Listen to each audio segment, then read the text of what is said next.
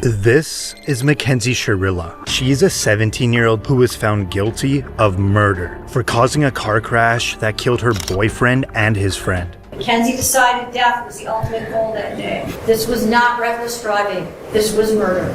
Sherilla's boyfriend, Dominic Russo, and his friend, Davian Flanagan, were in the car when she crashed into the side of a commercial building outside of Cleveland, going 100 miles per hour. Both men were pronounced dead at the scene, and Sherilla survived. Prosecutors argued that the teen had a toxic relationship, and Sherilla had made violent threats against her boyfriend. Threatened his property? She threatened to break into his house? Correct.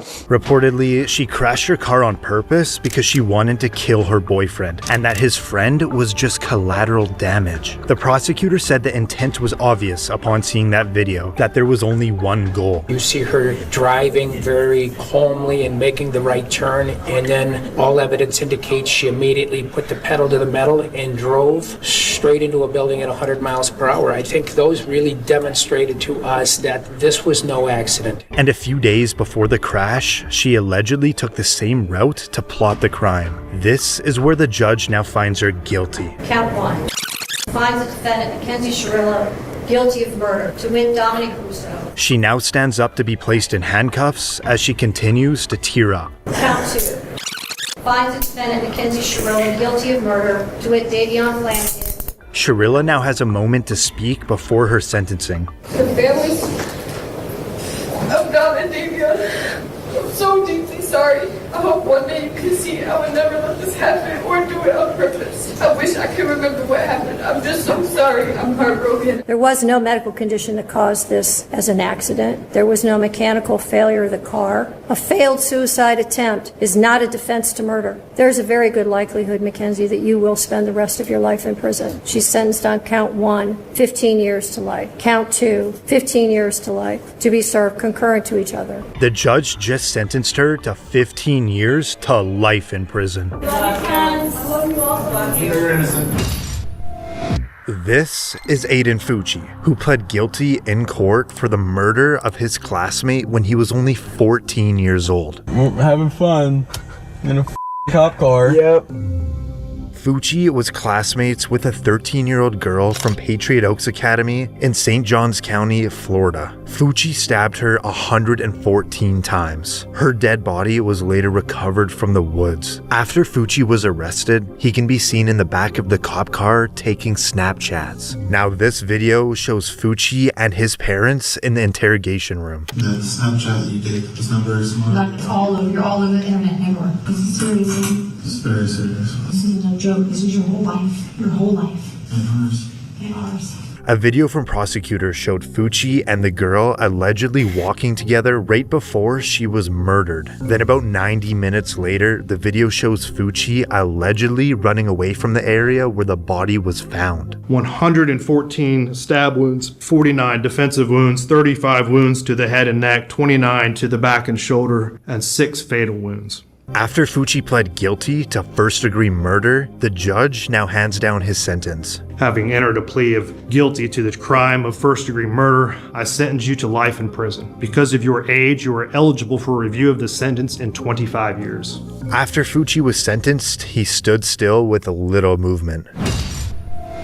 This is Willard Miller and Jeremy Goodale, and at just 16 years old, they are both charged for the murder of their high school Spanish teacher. Reportedly, it was over a bad grade. We then moved her off of the trail, where I then struck her, and she died as a result. Miller and Goodale went to Fairfield High School in southeastern Iowa. Nohema Graber was the Spanish teacher at the school, and Miller was one of her students. After he received a bad grade from Graber, he and his friend Goodale planned to kill her. We discussed kind of a plan, and I'll stand up here, look out, wait for Miss Graber to show up.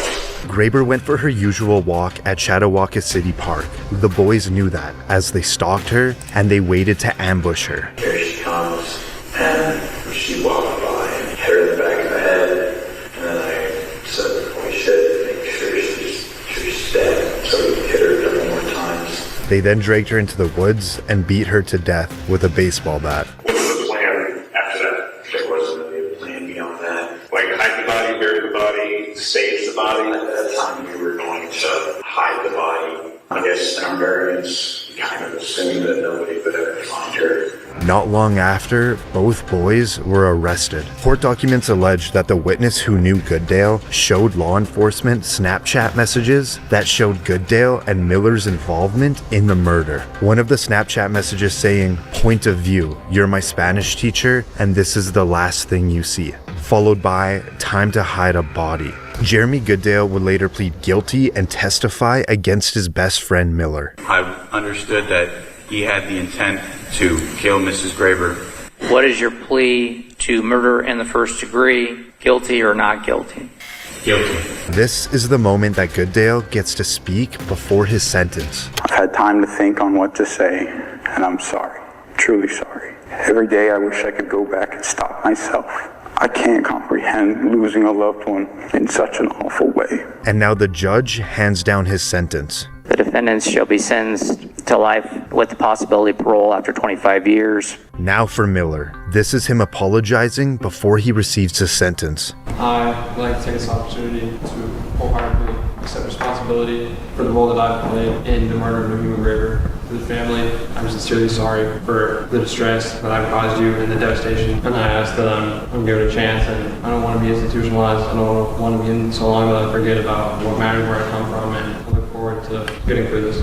And now the judge has some final last words. The defendant, Willard Noble Chaden Miller, should be sentenced to life with the possibility of parole after 35 years. Miller seems to be completely unfazed.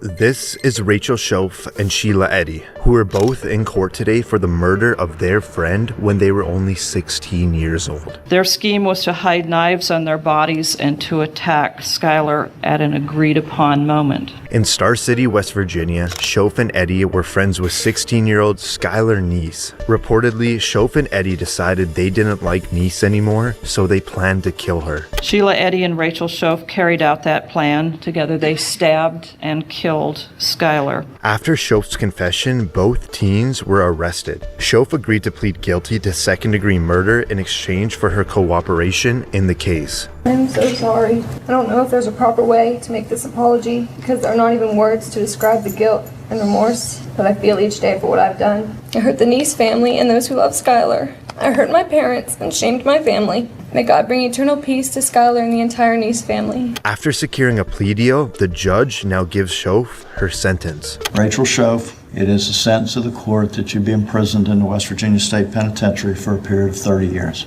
But she will have the possibility of parole in 10 years. And now for Eddy. It is the sentence of the court that you be imprisoned in the West Virginia State Penitentiary for the rest of your natural life. That sentence is technically with mercy, which makes you eligible for parole after you have served 15 years.